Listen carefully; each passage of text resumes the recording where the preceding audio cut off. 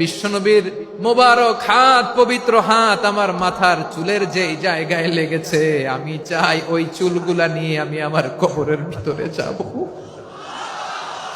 সাইয়েদনা আবু মাহজুরা রাদিয়াল্লাহু তাআলা আনহু ইন্তেকালের আগের পর্যন্ত মাথার সামনের চুলগুলা কাটে নাই। মাথার সামনের চুল তিনি কাটেন নাই।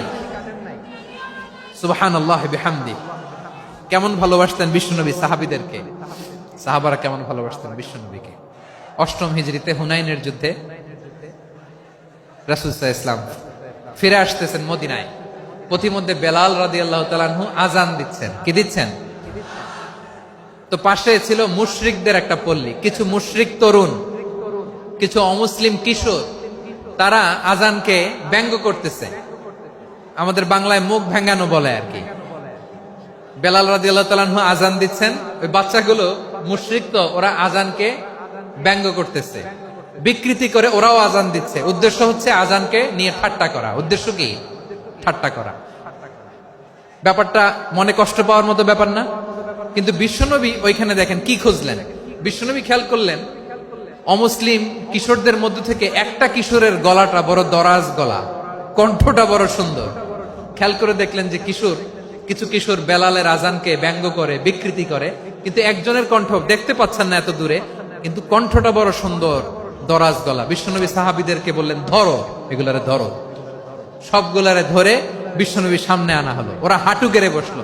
বিশ্বনবী বললেন, তোমাদের মধ্যে কে যেন ব্যঙ্গ করে আযান দিচ্ছিল, তার গলাটা বড় উঁচু, গলার বেসটা বড় মজবুত, মেলোডিয়াস, সুমধুর কণ্ঠ। কে? আবু মাহজুরা বলে, আমার বন্ধুরা সবাই আমার দিকে আঙ্গুল দেখায়, আমি পড়ে গেছি বিপদে।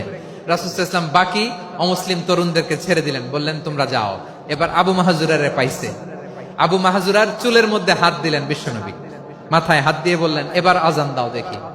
আবু মাহজুরা বলে, আমি তো আযান দিতে জানি না, কারণ আমি তো বেলালেরটা শুইনা দিছি, আমার তো মুখস্থ নাই, আমি তো আযান দিতে জানি না। বিশ্বনবী বললেন, জানো না? তাহলে আসো, আমি তোমারে শিখাই দেই। সুবহানাল্লাহ পড়েন। আবু মাহজুরা হাঁটু গেড়ে বসে, বিশ্বনবীর মোবারক হাত আবু মাহজুরার চুলের মধ্যে। বিশ্বনবী আযানের মুআল্লিম আবু মাহজুরাকে বলতেছে, ঠিক আছে তোমারে শিখাই দিচ্ছি, আমি যা যা বলবো আমার সাথে সাথে বলো, পারবা? আবু মাহজুরা বলে, পারবো। বিশ্বনবী আযান দিচ্ছেন, মাথায় হাত দিয়ে আল্লাহু আকবার, আল্লাহু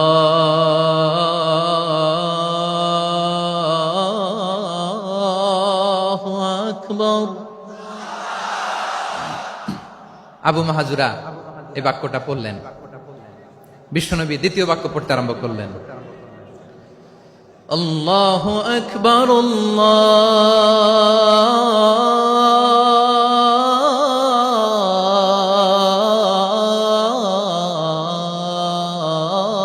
আল্লাহু আকবার। আবু মাহজুরা এই বাক্যটাও বললেন। বিশ্বনবী আবু মাহজুরার মাথার মধ্যে হাত দিয়ে তৃতীয় বাক্য বললেন, আশহাদু আল্লা ইলাহা ইল্লাল্লাহ,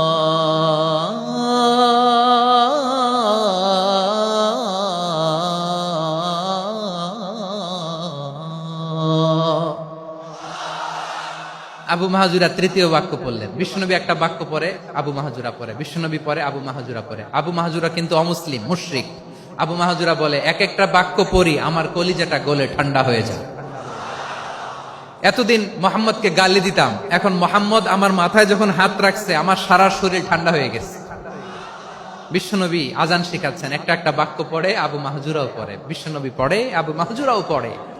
পুরো বাক্যগুলো যখন শেষ, আযান শেষ, আবু মাহজুরাও যখন পুরো আযান পড়লেন, আবু মাহজুরা বললেন, এতদিন মোহাম্মদের চেহারা দেখলে আমার ঘৃণা লাগতো, আজ থেকে মোহাম্মদের চেহারার চেয়ে প্রিয় চেহারা আমার কাছে নাই।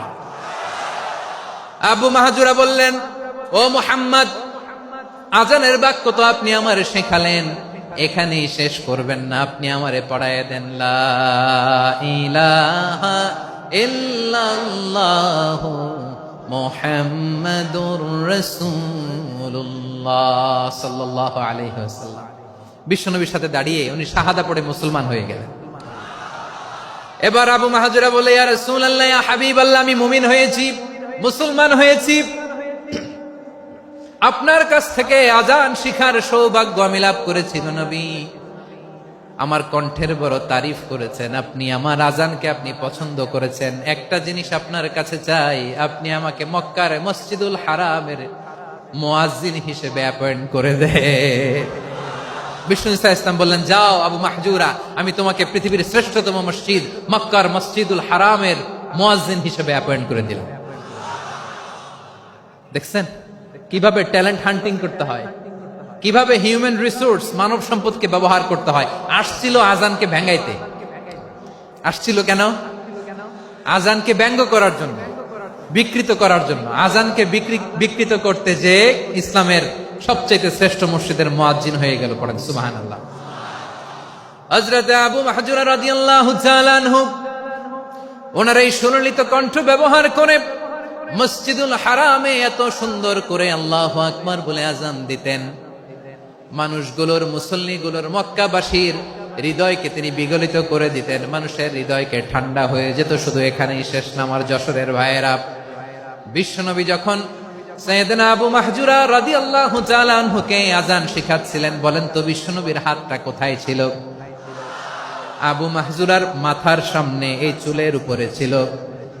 আবু মাহজুরা ওই স্মৃতিটাকে ধারণ করবার জন্য, ওই স্মৃতিকে বহন করার জন্য বিশ্বনবীর মোবারক হাত আবু মাহজুরার কপালের চুলের যেই জায়গায় লেগেছে, মৃত্যুর আগের দিন পর্যন্ত আবু মাহজুরা মাথার ওই চুলে কোনোদিন ছুরি আর কামার লাগায় নাই, সেখানে কেচি লাগায় নাই, চুলের মধ্যে খুর লাগায় নাই।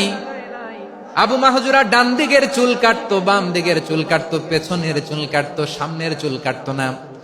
আবু মাহজুরা রাদিয়াল্লাহু তাআলা আনহুর সামনের চুলগুলো বড় হতে হতে যখন এত বড় হয়ে যায়, তিনি চুলগুলো পেঁচিয়ে মাথার মধ্যে রাখতেন। তারপরে তিনি পাগড়ি পরতেন। সবাই জিজ্ঞেস করতো, আবু মাহজুরা এটা আবার কেমন স্টাইল? দেখতে তোমারে কি বিদঘুটে লাগে, কেমন অড লাগে, কেমন খারাপ দেখা যায়। মক্কায় এমন কোন মানুষ তো দেখি নাই, ডানে চুল কাটে, বায়ে চুল কাটে, পেছনে চুল কাটে, সামনে কাটে না। ওরে আবু মাহজুরা কেমন দেখা যায় তোমারে, তুমি সামনের চুল কাটো না কেন? আবু মাহজুরা বলে, আমি হাঁটু গেড়ে পেয়ারা নবীর সামনে বসেছিলাম, আমার এই মাথার চুলের মধ্যে মুবারক হাত লাগিয়ে বিশ্বনবী নিজে আমাকে আজানের প্রতিটা বাক্য শিক্ষা দিয়েছেন। বিশ্বনবীর মোবারক হাত, পবিত্র হাত আমার মাথার চুলের যেই জায়গায় লেগেছে, আমি চাই ওই চুলগুলা নিয়ে আমি আমার কবরের ভিতরে যাব। সাইয়েদনা আবু মাহজুরা রাদিয়াল্লাহু তাআলা আনহু ইন্তেকালের আগের পর্যন্ত মাথার সামনের চুলগুলা কাটে নাই। মাথার সামনের চুল তিনি কাটেন নাই। সুবহানাল্লাহি বিহামদি। কেমন ভালোবাসতেন বিশ্বনবী সাহাবীদেরকে, সাহাবারা কেমন ভালোবাসতেন বিশ্বনবীকে। সামনের চুলগুলো বড় হতে হতে এত বড় ছিল, পেঁচিয়ে রেখে পাগড়ি পরতেন, কাটতেন না। নবীর হাত লেগেছিল। সুবহানাল্লাহ পড়েন। তাহলে what is the lesson? Moral of the story কি? মোরাল অফ দ্য স্টোরি হচ্ছে, আসছিল আজানকে ব্যঙ্গ করার জন্য, বিকৃত করার জন্য, হয়ে গেল মসজিদুল হারামের মুয়াজ্জিন। দেখেন বিশ্বনবী একটা খারাপ সিচুয়েশনের মধ্যে থেকে কি ভালো জিনিস বের করে আনলেন। আমি যে শুরুতে বলেছি কিভাবে তিনি হিউম্যান রিসোর্সকে ডেভেলপ করেছেন, ম্যানেজ করেছেন। তিনি যে চৌকস ট্যালেন্ট হান্টার ছিল, দেখেন সবার মধ্যে থেকে এর বাছাই করে মুয়াজ্জিন বানাই দিয়েছেন। সুবহানাল্লাহ পড়েন। তার মানে এই না সবাইরে ধরে ধরে উনি মুয়াজ্জিন বানাইছেন। যার যেই ট্যালেন্ট আছে তাকে ওই কাজে অ্যাসাইন করেছেন। যার যেই প্রতিভা আছে তার প্রতিভাকে ইসলামের কাজে লাগিয়েছেন। সুবহানাল্লাহ পড়েন।